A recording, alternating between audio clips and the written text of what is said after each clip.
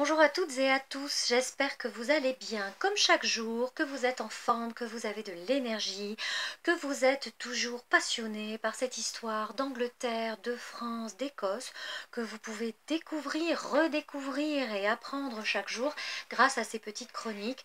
Pour ma part, je suis absolument ravie de partager ça avec vous. Je vous l'ai déjà expliqué dans d'autres vidéos. J'ai écrit un livre sur les sirènes d'Henri VIII qui parle justement de toute cette période-là. Je suis en train de corriger, de finaliser mon deuxième livre sur la dynastie des Tudors de 1485 à 1603, qui est un énorme travail, vraiment un travail qui regroupe plusieurs années de recherche, plusieurs années de rédaction et que j'espère aboutir pour la fin de l'année 2020, avant Noël si c'est possible, au plus tard pour le début de l'année 2021, sachant que le troisième bouquin sur Anne Boleyn et Henri VIII est également en cours de rédaction. Donc oui, je travaille beaucoup, mais ça me plaît énormément et quand on est passionné par ce qu'on fait, eh bien on ne compte pas, c'est ce que l'on dit. Alors où est-ce que je vous emmène aujourd'hui? Eh bien aujourd'hui nous revenons un peu en arrière dans le temps et nous sommes le 16 septembre 1541. À ce moment-là, eh bien, notre Henri VIII en est déjà à son cinquième mariage. Sa cinquième épouse était Catherine Howard, une jeune femme qui avait moins de 30 ans d'âge que lui, et c'est un mariage qui avait rendu sa vigueur au roi. On rappelle brièvement, il avait été marié une première fois avec Catherine d'Aragon. Il avait ensuite épousé en secondes noces Anne Boleyn. Alors Catherine d'Aragon avait été bannie de la cour pour qu'il puisse justement épouser Anne Boleyn.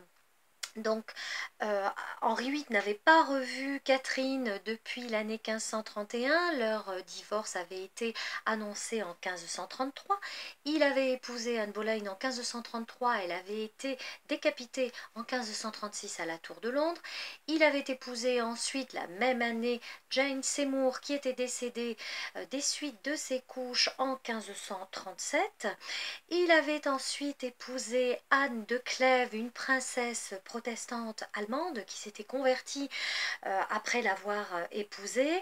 Ça n'avait pas fonctionné parce qu'elle ne lui plaisait pas du tout. Le mariage avait été annulé et Anne de Clèves était consentante. Elle connaissait le sort des autres épouses d'Henri VIII. Donc lorsqu'Henri VIII a voulu se séparer d'elle, elle n'a pas opposé de résistance. Et puis justement, Henri VIII s'était amouraché d'une petite jeunette qui était dame de compagnie de sa quatrième reine et qui est devenue sa cinquième reine. Donc cette cinquième reine était une jeune femme très belle, très fraîche, très vive, mais pas très très réfléchie.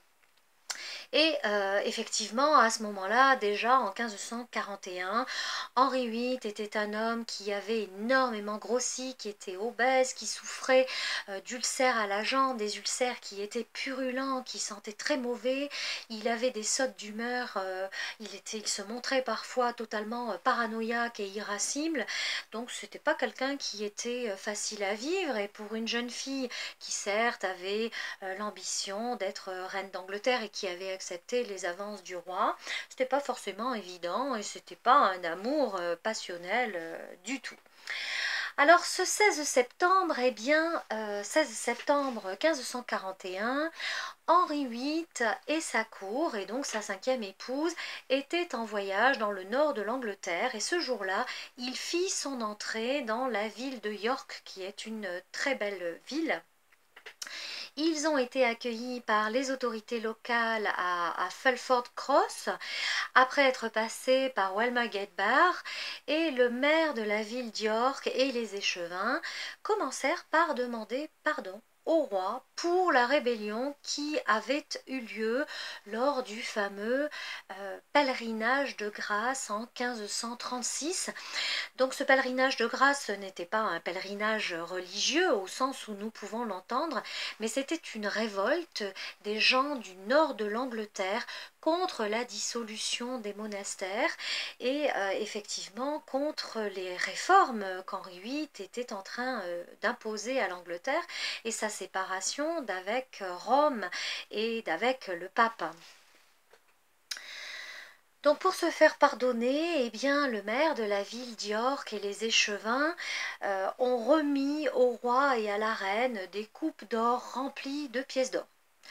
Ce voyage dans le nord fut l'occasion pour le roi bien, de montrer sa présence, de montrer sa prestance, et puis surtout de montrer de nouveau sa royauté, son pouvoir et d'affirmer son autorité, et de montrer qu'effectivement que toutes les personnes qui pouvaient aller à l'encontre de ce qu'il voulait pouvaient payer de leur vie leur entêtement.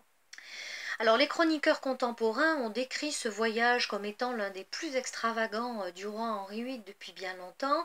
Effectivement, la cour avait pour habitude de quitter Londres pendant la période d'été, la période de septembre-octobre, où c'était une période où il y avait de fortes chaleurs, où les miasmes se développaient, où il y avait des maladies, où il y avait des épidémies. Donc c'était à la fois parfait de quitter le centre de Londres pour aller en campagne, et puis pour montrer justement cette présence du roi, de la cour, son autorité. Ce qu'il faut savoir, c'est que la cour avait quitté Londres le 30 juin 1541, qu'elle avait rejoint Lincoln le 9 août seulement, à cause des conditions météorologiques. On avait beau être en été, il y avait des étés pluvieux. Les étés pluvieux rendaient les cheminements plus difficiles parce que les chemins étaient boueux. On voyageait à cheval, on voyageait en carrosse. C'était compliqué en fait de se déplacer avec toute cette course sur ces chemins de campagne. Le 23 août, la cour rejoignit Pontefract et York le 16 septembre seulement. Le chroniqueur Edward Hall, dont je vous parle régulièrement, rapporte effectivement ce que la ville d'York et les villes aux alentours offrirent au roi, et elle nous précise également que lors de ce voyage, Henri VIII avait prévu de rencontrer son neveu, le roi Jacques V d'Écosse, pour pouvoir discuter avec lui justement des relations qui avaient toujours été tendues entre l'Angleterre et l'Écosse. Le roi Henri VIII attendit 9 jours que son neveu daigne se présenter, ce que ce dernier n'a strictement jamais fait. Donc Henri VIII fut vraiment très en colère, il était indigné par le comportement de son neveu et il a décidé de quitter York le 27 septembre puisque son neveu n'était pas arrivé. Donc c'était encore un moment de joie, de déplacement. Henri VIII semblait être très amoureux de notre petite Catherine Howard, laquelle avait déjà commencé à entretenir des échanges avec un gentilhomme de la chambre du roi, un jeune homme qui était beau, vif, et qui l'attirait beaucoup. Et on sait effectivement que c'est un des arguments qui allait provoquer la chute de cette petite Catherine peu de temps plus tard, à l'automne de la même année. Je vous en parlerai quand le moment sera venu. Je vous dis merci encore une fois d'avoir écouté cette chronique et puis à très bientôt.